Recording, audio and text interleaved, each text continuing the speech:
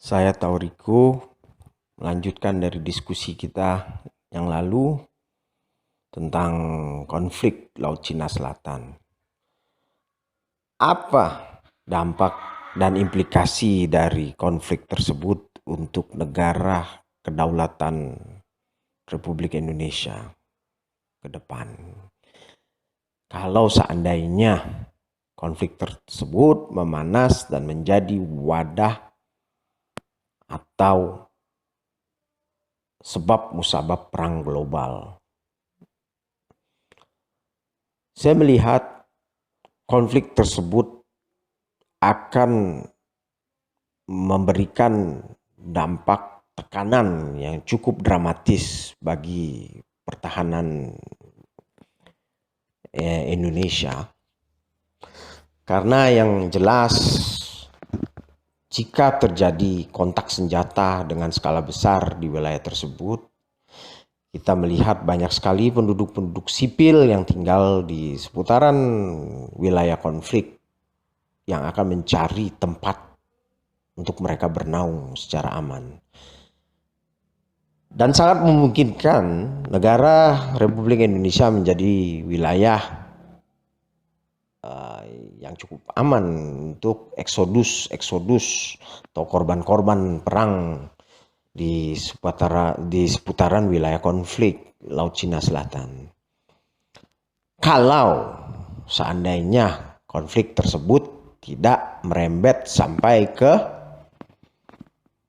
kepulauan-kepulauan utama di wilayah Indonesia.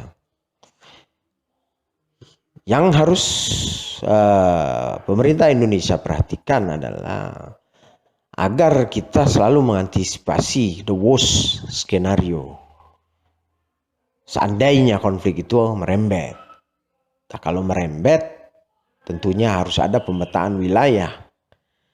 Lalu bagaimana mengakomodir anggota TNI, Polri, serta melibatkan warga negara sipil untuk setidak-tidaknya mengetahui tentang dispute atau persengketaan wilayah tersebut.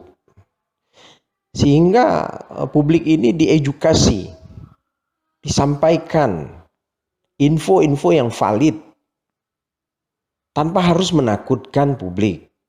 Tapi kita harus merespon ini dengan pengetahuan. Itu yang terlebih dahulu yang harus dilakukan oleh pemerintahan Indonesia. Diperbanyak info-info ini melalui wadah-wadah media nasional. Karena konflik ini sebenarnya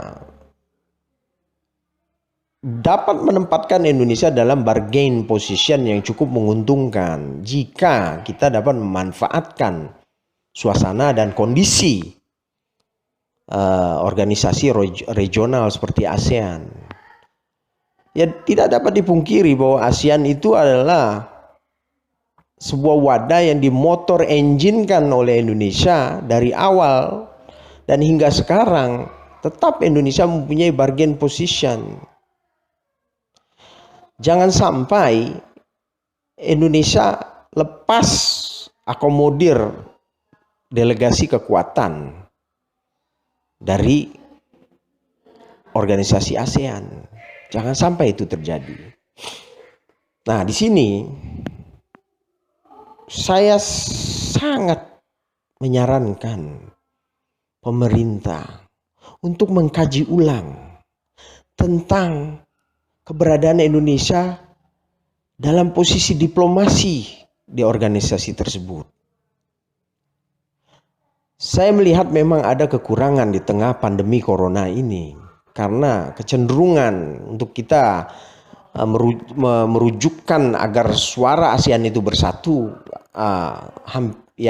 hampir tidak mungkin, tapi sangat mungkin juga terjadi, juga bisa.